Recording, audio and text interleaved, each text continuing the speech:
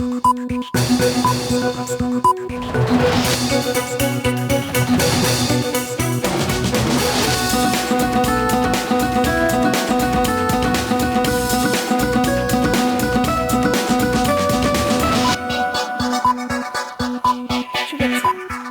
দুপুরের মাছরাঙা সংবাদে আপনাদের সঙ্গে আছে আমি সাবরিনা হাসনান। শুরুতেই গার্ডিয়ান লাইফ ইন্স্যুরেন্স সংবাদ শিরোনাম।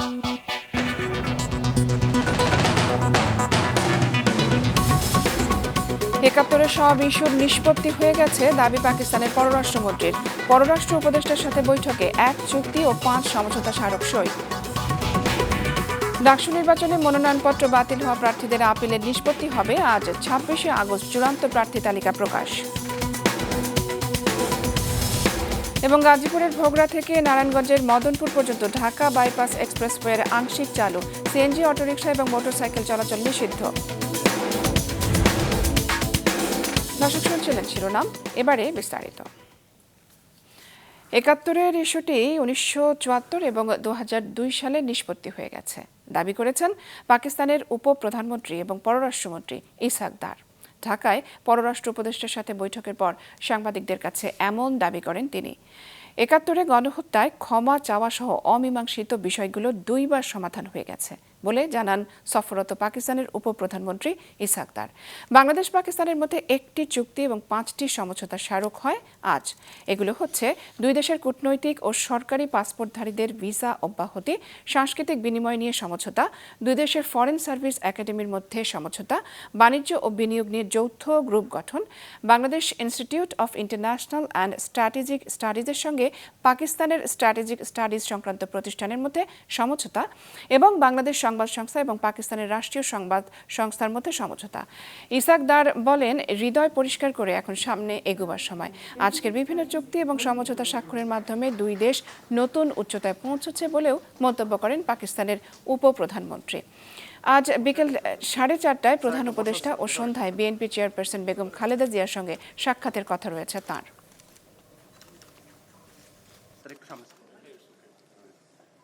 In 1974, first time that issue was resolved in writing. The document is historic and is available in both countries. And after that, General Musharraf came here in a very open and candid manner. He actually addressed that issue. And I think between a family, between brothers, once this is done, even Islam tells us to clean your heart. So I think let's move forward. We have to work together. We have bright future in this. So you see, this has been done actually.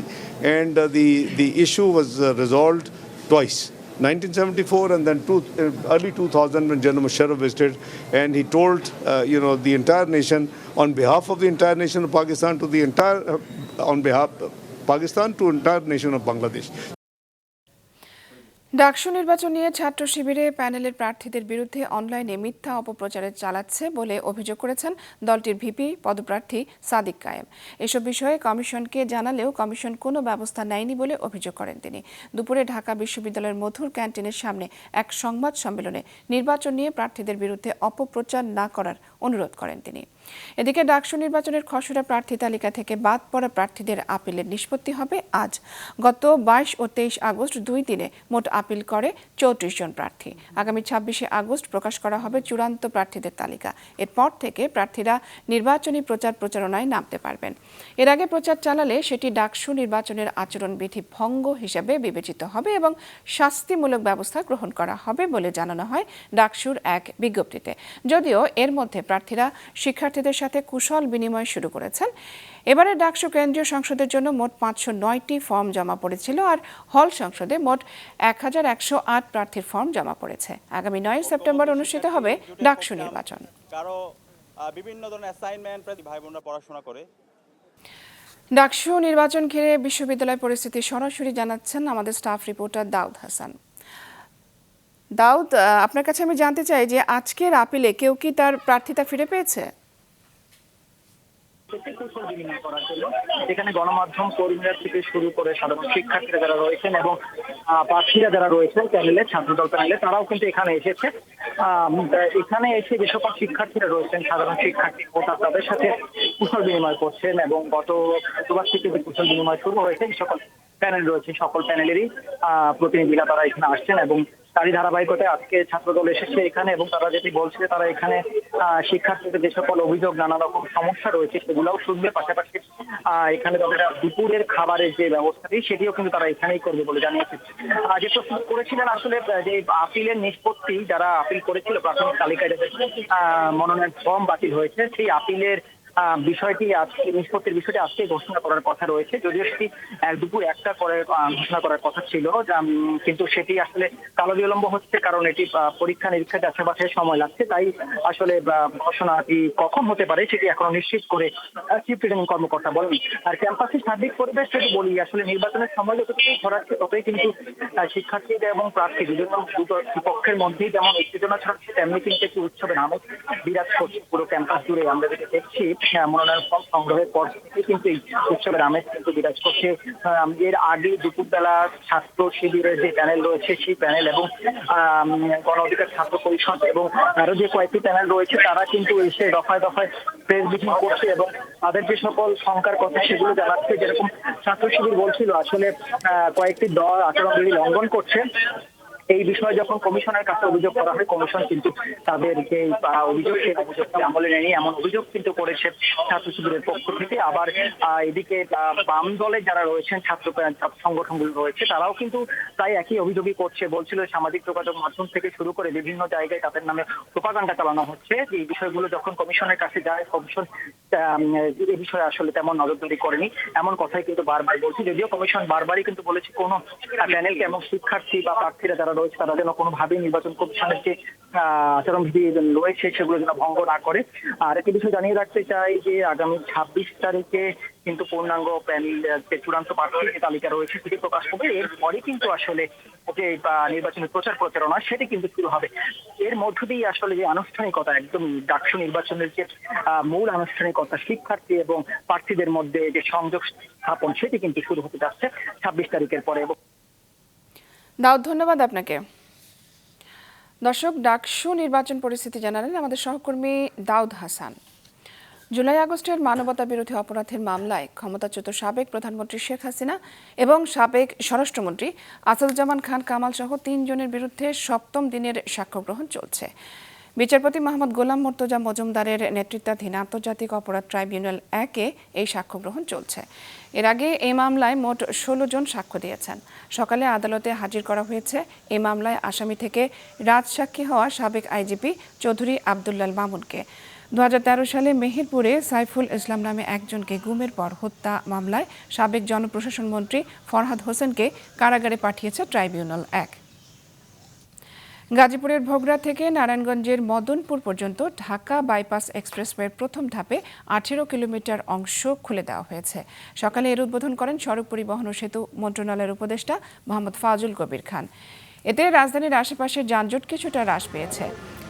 একই সঙ্গে পণ্য পরিবহন আরও দ্রুত, সাশ্রয়ী এবং কার্যকর হবে বলে আশা করছে কর্তৃপক্ষ। নিরাপত্তা ও গতি নিশ্চিত করতে এক্সপ্রেসওয়েতে সিএনজি চালিত অটোরিকশা ও মোটরসাইকেল চলাচল নিষিদ্ধ করা হয়েছে। এই অংশে কোনো ইউটার্ন থাকবে না। সংশ্লিষ্ট ঊর্ধ্বতন কর্মকর্তারা উদ্বোধনী অনুষ্ঠানে উপস্থিত ছিলেন।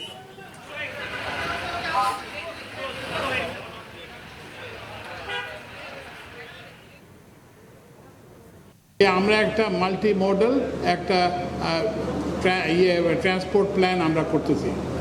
তো এই জন্য এই প্ল্যানের মধ্যে আমরা সব কিছুকে একত্র করে দেখব, সড়ককে দেখব, রেলপথকে দেখব, নদীপথকে দেখব, সবগুলোকে আমরা একত্রে করব এবং আমরা যেখানে যেটা উপযুক্ত সেখানে সেটার উপরেই জোর দেব। গত 30 বছর ধরে বিদ্যুৎহীন চাঁপাইনবাবগঞ্জের কালীনগরের বাগানপাড়া গ্রামের বাসিন্দারা। বিদ্যুৎ না থাকার কারণে এই গ্রামের 120টি পরিবার আধুনিক সব সুবিধা থেকে বঞ্চিত। জনপ্রতিনিধিদের ভুয়া আশ্বাস আর নীতিমালার বেড়াজালে পিছিয়ে আছে তারা। চাঁপাইনবাবগঞ্জ রিপোর্টার ডাব্লিউ কুমার ঘোষের পাঠানো তথ্য ছবি নিয়ে ডেস্ক রিপোর্ট। এটি দেখে মনে হতে পারে যে 90 দশকের লোডশেডিংয়ের দৃশ্য, তবে এটি চাঁপাইনবাবগঞ্জের শিবগঞ্জ উপজেলার ঘোড়াপাখিয়া ইউনিয়নের বাগানপাড়া গ্রামের নিত্যদিনের চিত্র। গত 30 বছর ধরে কুপির আলোয় গ্রামের অন্ধকার নিবারণ করছে। নদী ভাঙনে সবকিছু হারিয়ে এই বাগানের মধ্যে বসতি স্থাপন করে বাগানপাড়া গ্রামের ১২০টি পরিবার। দিনে দিনে জনসংখ্যা বেড়েছে, কিন্তু আসেনি বিদ্যুৎ সংযোগ। তাই সূর্য ডোবার পর এখানে তৈরি হয় ভুতুরে পরিবেশের। অন্ধকারে হ্যারিকেন বা কুপির টিমটিমে আলো গ্রামবাসীর একমাত্র ভরসা। বাগানবাসী গেলে তারা তামাশা করছে। ঊর্ধ্বতন কর্মকর্তারা দেখাচ্ছে যে চলে যাচ্ছে ইউনোর কাছে, ইউনো বলছে যে না চলে যাও জিএম এর কাছে। লাইট মোবাইল আমরা গ্রাম থেকে দিয়ে আসি। ছেলে মেয়ে নিয়ে অসুবিধা, গরমের সময় অসুবিধা। ট্যাক্স দিই, সবকিছু দিই। বোর্ডে একটা কার্ড করতে গেলে তো ছেলে পিলাকে দেওয়া লাগে কার্ডের টাকা। আমরা যে একটা ব্যবসা করব বা একটা অটো কিনবো, আমরা বিদ্যুতের জন্য কিছু কিনতে পারছি না। অনুসন্ধানে জানা যায় জনপ্রতিনিধিদের ভুয়া আশ্বাস, জমির মালিকদের বাধা আর বিদ্যুৎ বিভাগের নীতিমালার বেড়াজাল বিদ্যুৎহীনতার মূল কারণ। তবে জনপ্রতিনিধিরা বলছে বিদ্যুৎ বিভাগের উদাসীনতার জন্য তারা ব্যর্থ। আর বিদ্যুৎ কর্মকর্তারা বলছে সরকারি অনুমোদন পেলে বিদ্যুৎ সংযোগ দেওয়া হবে। জিএম বলছে যে এর আগে তো এখানে বিদ্যুৎ হওয়ার কথা ছিল, এখানে বিদ্যুৎ আমরাকে পোল করতে দেয়নি। আমি বললাম স্যার বিগত দিনে যা হয়েছে আমি থাকি আপনাকে পোল করতে দেবো, আমরা শুধু আমরাকে এটা ব্যবস্থা করতে। উনি বলছে ঠিক আছে, আমরা ঢাকা পাঠাচ্ছি, ঢাকা থেকে ঘুরে আসলে আমরা এখানে বিদ্যুৎ দেবো। এই ধরনের বড় লাইন করার ক্ষেত্রে প্রকল্প প্রয়োজন। বর্তমানে আমাদের এখানে কোনো প্রকল্প চালু নাই। ৩০ বছরের অন্ধকার জীবনের অবসান হতে পারে শুধুমাত্র বিদ্যুৎ সংযোগের মাধ্যমে। গ্রামবাসীর বিশ্বাস সকল বাধা পেরিয়ে বাগানপাড়া গ্রামে একদিন আলো আসবে। মাছরাঙা, নিউজ ডেস্ক। ২০২৬ সালের ফেব্রুয়ারিতে জাতীয় নির্বাচন ঘিরে চট্টগ্রামে বিভিন্ন সংসদীয় আসন ঘিরে সবচেয়ে বেশি সরব বিএনপির সিনিয়র নেতাদের সন্তানরা। পুরনো ধ্যান ধারণা থেকে বেরিয়ে এসে নতুন দৃষ্টিভঙ্গির ইতিবাচক রাজনীতির কথা বলছেন তারা। নাজমুল সাদেকের রিপোর্ট, ক্যামেরায় ছিলেন সঞ্জীব দেবাবু। বাংলাদেশ জাতীয়তাবাদী দল বিএনপির vice chairman Mir Mohammad Nasir Uddin Chittagong city কর্পোরেশনের মেয়রের দায়িত্ব পালন করেছিলেন, ছিলেন মন্ত্রীও।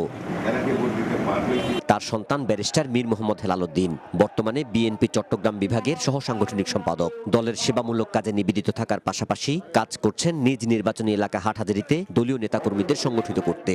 চট্টগ্রাম বিভাগের নেতাকর্মীদের উজ্জীবিত রাখতেও ব্যস্ত সময় পার করছেন। চট্টগ্রামে 16টি নির্বাচনী আসনের মধ্যে হয়তো হাটহাজারীতেই সর্বাধিক কেন্দ্রীয় কর্মসূচি, স্থানীয় কর্মসূচি পালিত হয়েছে।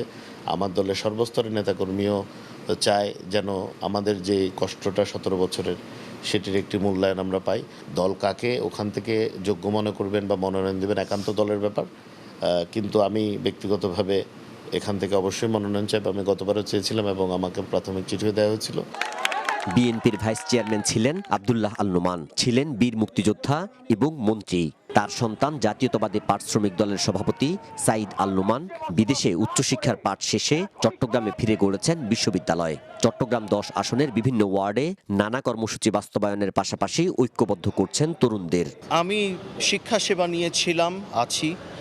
আমি রাজনীতিকে সমাজসেবার সমার্থক মনে করি। মানুষের পাশে থাকাটা আমি যেন করে যেতে পারি, সেজন্য শুধু দোয়া চাই। নির্বাচনের সিদ্ধান্ত নেবে জনগণ এবং দল। ইনশাল্লাহ সেই জনগণ এবং দল যদি চায়, আমরা তো মানুষের কাজেই এখনও নিয়োজিত আছি, ছিলাম, সামনেও থাকবো, সেটা যে ক্যাপাসিটি থেকেই হোক। বিএনপির স্থায়ী কমিটির সদস্য আমির খুসরু মাহমুদ চৌধুরী চট্টগ্রাম 11 আসনের সংসদ সদস্য ছিলেন, মন্ত্রীর দায়িত্ব সামলেছেন। এই মুহূর্তে দলের অন্যতম নীতি নির্ধারক।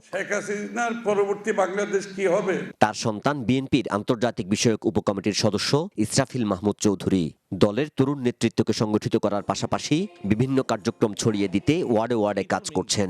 নির্বাচন করব কি করব না এই ব্যাপারে খুব বেশি চিন্তাটা করি না, ফোকাসড হয় এলাকাভিত্তিক কাজ। আর আমি লাস্ট ধরেন 10-12 বছর ধরে যে কাজটা করছি, এলাকার তৃণমূলের সাথে সম্পৃক্ত থেকে কাজগুলো করার চেষ্টা করছি। একটা হলো নিজেদের মানুষগুলোকে, আমাদের এলাকার মানুষের সমস্যাগুলোকে বোঝা, কর্মীদের সাথে সম্পৃক্ত, অবশ্য নিজের কর্মীদেরকে বোঝার একটা বিষয় থাকে। আপনারা জানেন গত 14-15-16 বছর ধরে কিন্তু তারা একদম নির্যাতন নিপীড়নের মধ্যে ছিল। কাজে আমার একটা মূল কাজ ছিল কিন্তু তাদের পাশে দাঁড়ানো। তরুণ নেতৃত্বের হাত ধরে এগিয়ে যাবে বাংলাদেশ, এমনটাই প্রত্যাশা চট্টগ্রামবাসীর। নাজমুল সাদেকি, মাছরাঙা সংবাদ, চট্টগ্রাম। মৌসুমী বায়ুর প্রভাবে দেশের বিভিন্ন স্থানে বৃষ্টিপাত হচ্ছে।